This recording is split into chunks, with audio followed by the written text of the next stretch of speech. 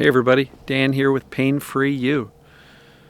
So today I wanted to talk about this topic. I believe it's super important.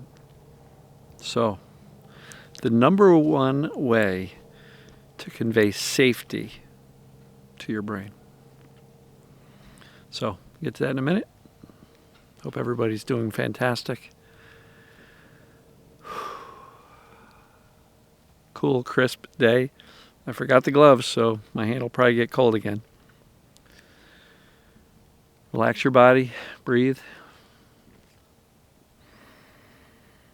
I get a couple of people messaging me going, yeah, I skip over that breathing part in the beginning. I just fast forward to the good stuff. Okay. But it's the people who don't want to take a moment to relax their body and breathe who probably need to do that more than anyone.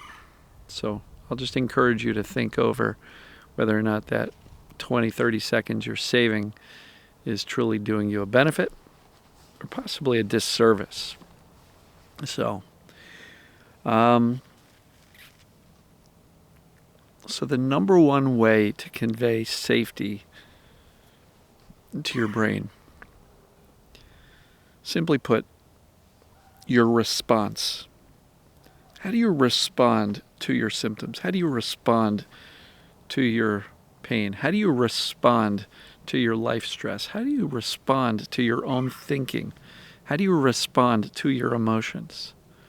Your response is absolutely, in my opinion, one of the most powerful tools that you've got at your disposal, if you choose to, or it can be one of the more challenging problems that you've got if you just react by default instead of an intentional chosen response, right?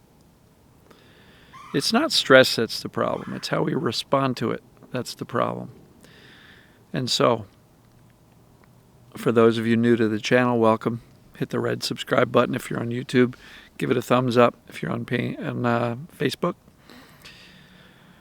But the perception of danger is what's driving the boat. The perception of danger. So, when you respond to your symptoms, your pain, your life stress, your emotions, your thoughts, what is your response conveying to your brain at a conscious and subconscious level? Is it, oh no? Or is it, oh well? Oh no or oh well, right? One of those is going to convey, I'm in trouble, I'm in harm's way, this is not good, I hate it, I got to get rid of these symptoms, I got to get rid of these pains, those thoughts are driving me crazy, I can't stop thinking those thoughts, my emotions cause my symptoms to flare, these people, these social situations cause my symptoms to flare, that movement, that activity level is causing my symptoms to flare. All those things are danger, danger, danger. Right? Those responses that I just gave examples of are the number one way that our behavior and our response to life and symptoms is perpetuating the brain's, perception of danger. And so, what would happen if you did a 180 and changed your response completely? Got a cool sounding bird up there. I think it's a woodpecker. I'm not sure. Oh, there it goes. It's a cool sounding bird. Sorry. Oh, look, a bird. A little distracted. So the response that you have to all of these things that you perceive as negative is going to determine how much mental energy, emotional energy, those things that you perceive as negative take up in your being, right? And so if you're frequently or most often responding with fear, frustration, anger, despair, this isn't working, it hasn't worked yet, so it's probably never going to work, that's definitely not a message of safety. And it also calls into question your belief in what's going on and the fact that there's a cure and you're capable of doing it, right? And also, does this apply to me? But look, if you're struggling with your response, I really want you to go back to fundamentals. Go to dansfaststart.com and look for the video on the 4 fundamentals of recovery. You can't move forward without really nailing those down. What causes symptoms? The perception of danger. Does that apply to me? Yes, it does. I've done the assessments at isthispdp.com. And if you haven't, please do. Can't tell you how many emails I get that people describe their situation and say, is this TMS? Does this apply to me? And my answer is always, most likely it is, but do the assessments. So don't email me until you've done the assessments, folks. I mean, I'm glad to help you out, but, I find I'm answering the same questions over and over again, which the assessments would do. So, what causes symptoms? Does it apply to me? Is there a cure? Yes, there is. Go watch the videos at painfreeussuccess.com. And the last one, which some people struggle with, is, am I capable of implementing this cure? Am I capable of teaching my brain I'm actually okay?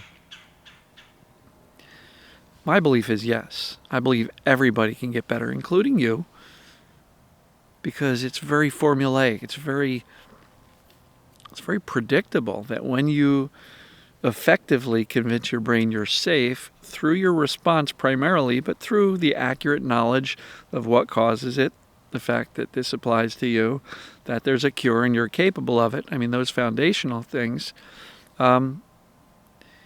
When you apply the consistent messages of safety to the point where your brain starts to go, wow, he's authentic. He means this. We really are okay. Well, what's the best way to teach your brain that you're okay? By responding to your symptoms, life stress, emotions, thoughts, as if you're actually okay.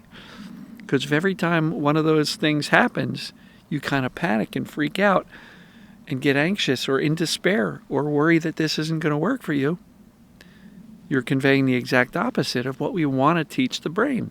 I'm actually okay. So do you see how important it is to respond? Don't react, respond as well as possible. Now let's talk about the difference between react and respond. React is if you get poked by something, you're going to react. Ouch! You can't help that. That's natural. It's supposed to be. If you bend over, like for me, if I bent over and I felt a sudden onset of pain, ouch! Can't stop that. But what do I do next is up to me. And it is a choice. And that's where the response comes into play. There's always a pause between something happening and our response. Look, the ouch, oh no, that's instant. How long do you stay there is the key factor.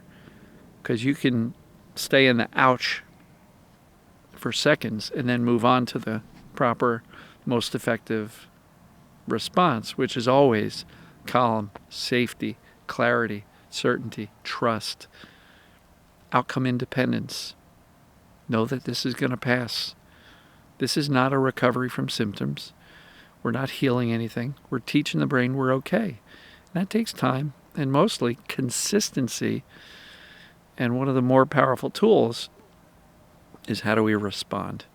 If we're responding with fear and panic and despair, frustration, and even anger, that conveys that something dangerous is going on.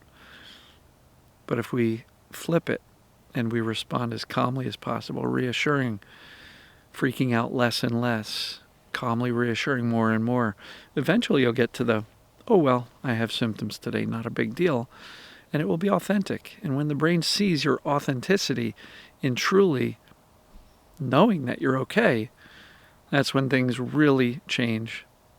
And that's really key to recovering and getting better from your various symptoms and pains and even mental health challenges.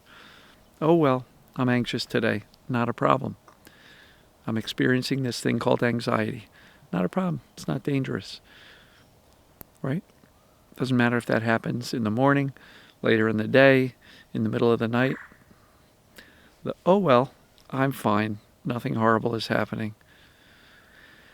And being authentic in that is really key to turning the corner and creating a much better life for yourself, one with a lot less struggle and a lot less fear.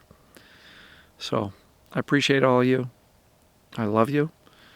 I'm glad to be getting outside again. Spring is just around the corner. What is it, the end of February? So a couple more months and we'll really be having some much warmer weather. It's still in the low 40s today. So love you all. And as usual, we'll see you tomorrow. Take care. Respond well. You can do it.